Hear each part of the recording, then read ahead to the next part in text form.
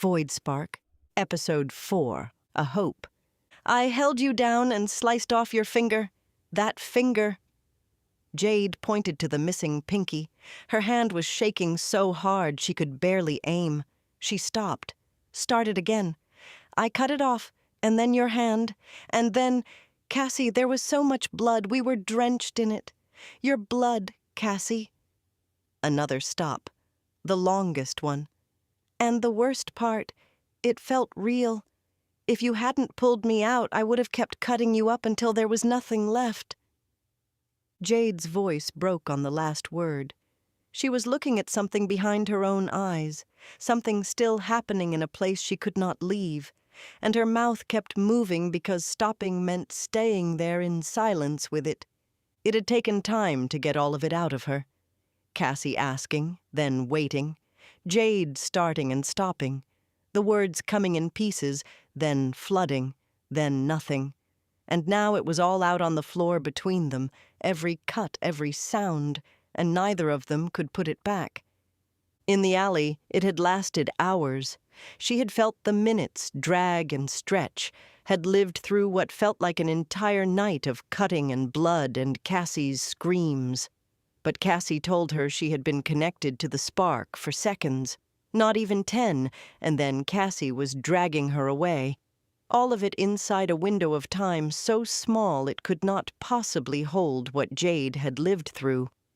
She recalled the car ride to the narrow street, the idle chatter that meant nothing. She remembered the pulling sensation, growing stronger and more comforting as they neared the alleyway. Comforting. "No!" she screamed, but only inside where Cassie could not hear. The word was right. She hated that it was right. She had cut her best friend apart. Not in this apartment where Cassie still breathed and moved and watched her with those steady eyes, but in the dark, in that place, she had killed her. And the walk toward it had felt like coming home. Jade looked at her and saw what she had made of her in the darkness, the sound of it, the smell of it, Cassie's voice saying her name, saying stop, saying please, and the knife not stopping. She would not have stopped. If Cassie had not knocked her away from the symbol, if reality had not come rushing back in, she would have kept going. For eternity, maybe. Slicing away in the dark at someone who could not die and could not escape. And neither could she. And here was the question she could not stop asking. If Cassie had died in there, in the void's dark, would she have been dead out here too? Would the girl sitting next to her right now simply have stopped breathing on a sidewalk in eclipsis? Her hands would not stop shaking. She pressed them flat against the carpet, trying to hold on to something real, something that was not wet and red. Cassie sat down beside her, close enough that their shoulders touched. Jade remembered blackness, total and absolute. The sounds arrived inside her mind, straight into the room where she lived. Every wet noise, every crack of bone. That was the part that made her sick. That was the part that made it hers. Not the violence, the intimacy of it. She thought back to the symbol, the wanting, the way her hand reached for it before she decided to reach. A hollow eye staring at her. A spark. A void. And then the knife, and the rest of it. She did not remember getting knocked to the ground, did not remember the car. Her memory came back in the elevator of her apartment building, Cassie's arm around her waist, the fluorescent light making both of them look sick. The hand that had touched the symbol sat at her side. She didn't want to look at it, but she couldn't stop herself. It was the hand that had held the knife. They sat like that for a while, not speaking, not trying to fix anything. The city moved on outside, the way it always does when the world has ended for someone and not for anyone else. Jade flinched when Cassie stood. Cassie stopped, then kept moving. She went to the window and stood with her back to the room, not the door. Jade felt like she could breathe again. A siren passed and faded. Cassie's reflection floated on the dark glass, doubled by the lamp behind her, and Jade watched it instead of watching her directly. a Cassie made of light on a window, one she could not hurt. The quiet stretched. Cassie did not fill it, and Jade was grateful for that, too. Grateful in a way that made her throat ache. Her eyes drifted to her hand. She curled her fingers shut, opened them, shut them again. The phone buzzed on the coffee table. An unknown number, blue-white on the screen. Cassie picked it up. Jade did not move. "Hello?" The voice on the other end was a woman. "Is this Jade?" Jade heard her name.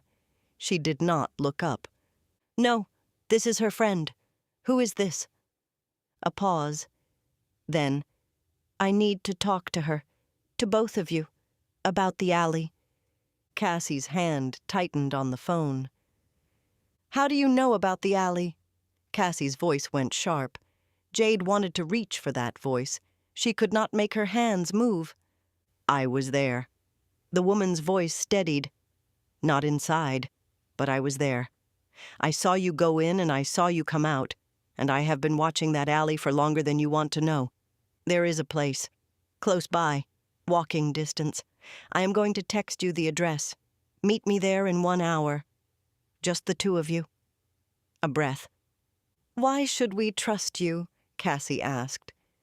"You shouldn't," the woman said, "but you don't have anyone else." The line went dead. A moment later, the phone lit up with an address. She looked at Cassie's face and understood that something had been decided without her. Cassie stared at the phone. The address.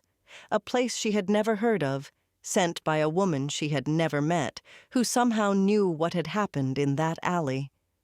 She looked at Jade, who had not stopped shaking since the elevator, who kept looking at her own hand like it belonged to someone else. Cassie thought about what she had just heard. Everything Jade described doing to her in that place. The finger. Her finger. The one that had been gone so long she sometimes forgot it was missing. Until moments like this, when she could feel the ghost of it pulsing where it used to be. She could leave. That thought arrived clearly without shame, the way obvious things do.